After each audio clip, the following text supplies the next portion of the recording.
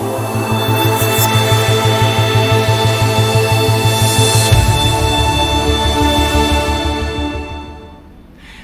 I'm Siobhan, digital nomad currently in Quito, Ecuador. Welcome to the Panelist Spotlight for the Digital Nomads Beyond 50 2021 Summit, a virtual event of information and inspiration for those choosing to travel and work location independent. Learn from the experts and the experienced about your options, resources, and actions to make it happen. Come on, you know you're ready for this. Hello, thanks for joining us again today. And we have 𝗂𝗚𝗓, who is, oh boy, she is a multi-directional entrepreneur and a digital nomad. Currently, she has been in Tanzania for a couple of months now. And if you follow her on her Facebook as well as her Instagram, you'll see a lot of great photographs that she is taking. And just recently, I was drooling over your safari pictures, 𝗂𝗚𝗓.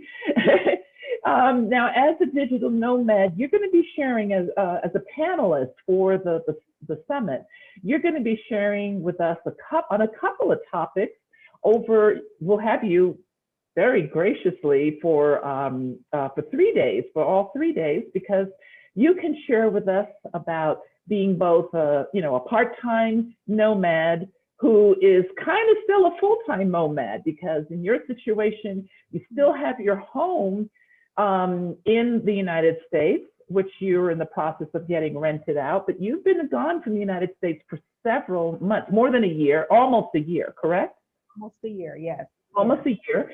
And then you'll also be able to share with us about career change, about how you went from a corporate job to founding your own enterprise as a lifestyle transformation. And that covers the physical, yoga, the nutritional and food and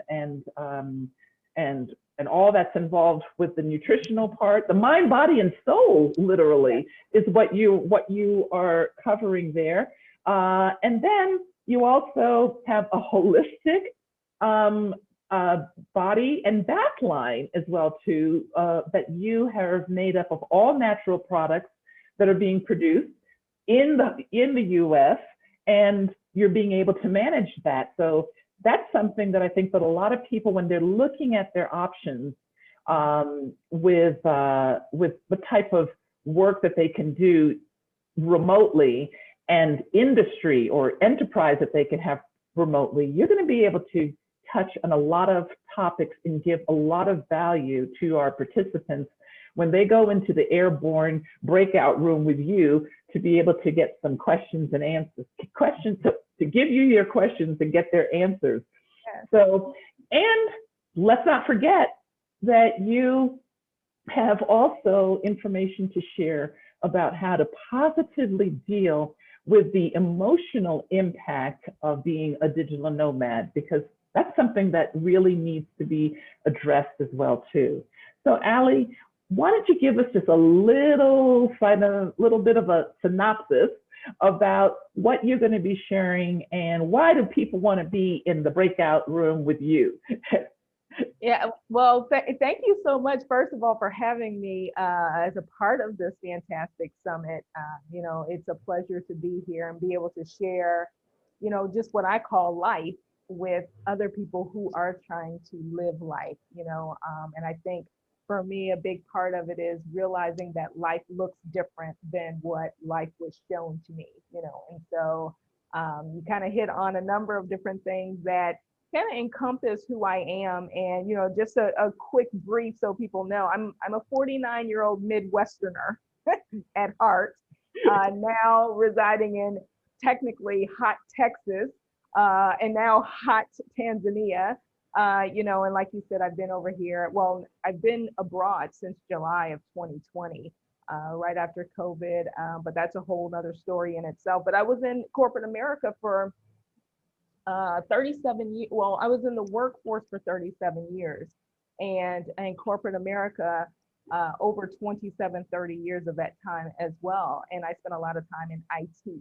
And, just to be able to take what I garnered from years and years of experience in an IT technology driven atmosphere, as well as being kind of behind the scenes doing what comes natural to me, which is, I do care deeply about other people. I care about sustainability, and bridging cultural gaps is very huge for me. And so being able to kind of pull all of that together in my travels, my travel experiences, and take that opportunity to allow people from back home. I don't even know what back home is anymore because I haven't been back home in so long, but back home, abroad, people that I just encounter, and letting them, experience the world that I've walked in, different places that I've been from a different lens has been tremendous. And so I want to be able to take advantage of what you're offering and share some of those things with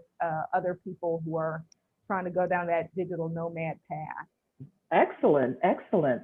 Well, can you tell us, I know that you've been gone from Texas since July. What are some of the places, I know that right now you're in Tanzania, but I also remember seeing something about Tulum, which is also a hot location for digital nomads as well right now. Tell us about the digital nomad experience in Tulum. Is it all just young pups out there, or do they have a range? Do they have some beyond 50s out there enjoying the digital nomad experience there? Yeah. So let me break some myths about Tulum. So unbeknownst to me, Tulum has been a thing for years. There have been people going to Tulum. It was the first time I actually heard about it last year. And I, kind of ran up on it by accident because I was going to Florida, and all of the COVID stuff happened, and that kind of became something that wasn't, the right path for me. And so Tulum popped up. It was a $45 flight to Tulum, and I went to Tulum for 7 days, and I left 4 months later. So, so I had no intentions on staying. I didn't pack to stay. But hey, you know what they say, if you got a washing machine and a clothesline, you're good to go, right? And so, no, it is actually a space for everyone. Tulum is really known for its kind of its Zen atmosphere. So for me, being in yoga, being a CYT yoga guide, it was right up my alley. And it was also very close to the US. It's a 2.5-hour flight from Texas. So, getting in and out was very easy, as, we're kind of trying to feel our way around this COVID arena that we find ourselves in. But as far as over 50 years, and I mean, you go from young people, even bring their kids there. I think as time is going, it's starting to morph into kind of a more robust and rounded place for people to visit. They are developing like crazy. There's expat groups for different age ranges and things like that. And I feel like when you go, if you're involved in some of the groups, some of our social media is fantastic for meeting people in different places. You guys, I can't tell you how important that is. Mm-hmm. But actually going and finding folks in your age group or just your interest level demographic is so important. And Tulum has all of that. You got the partiers all the way to the namasters there in Tulum. Excellent, excellent. Well, will you also be able to share, in your breakout room, some digital nomad tips as well regarding Tanzania, what type of a place that is for digital nomads, which basically comes down to how's the internet service there? Is it good? I mean, we are not having any flutter right now in our recording, so that's going very well. Yes, that's right. Keep the fingers crossed, right? Don't say that until after the recording. Yeah. Hold that. You know what? There's so much there. I mean, there's this digital nomad thing is just it has morphed into something bigger than, I've got my phone and I got a backpack and I'm making my way. It's What do you pack? What do you bring? I'm actually today, what's so funny is about the internet thing is I've been toggling back and forth with a service provider I use all the time when I'm in Europe. But here in Africa, it functions a little bit different, and it's Vodafone that you mentioned. Vodacom, yeah, Oh, yeah, Vodafone. Okay. yeah, Vodafone. and they say Vodafone too. It's the same provider, and you find them in Europe all over the place. And I thought They were really big I knew them. They were really big in the UK when I was living there. Yeah. Yes, Yeah. yes. And so they're in Africa, and Africa has a number of different data providers. And it's really just kind of bouncing around, figuring out what works for you. They do have a myriad of different plans, and I have dabbled. I've been here since December. And so I've experienced a few things. I also was in West Africa a little bit over a year ago as well. And so, and I think I used Vodacom, or there's actually another one that I used there, but just kind of working your way around the house converters, making sure you have enough converters and getting the appropriate data plan that you need in order to stay connected and be able to stream is critical. I've learned some things in the Excellent. last 8 months. Well, my goodness, I am so glad that you are going to be part of our Digital Nomad Summit, because I can clearly you've got a lot of excellent, good information to share with our participants.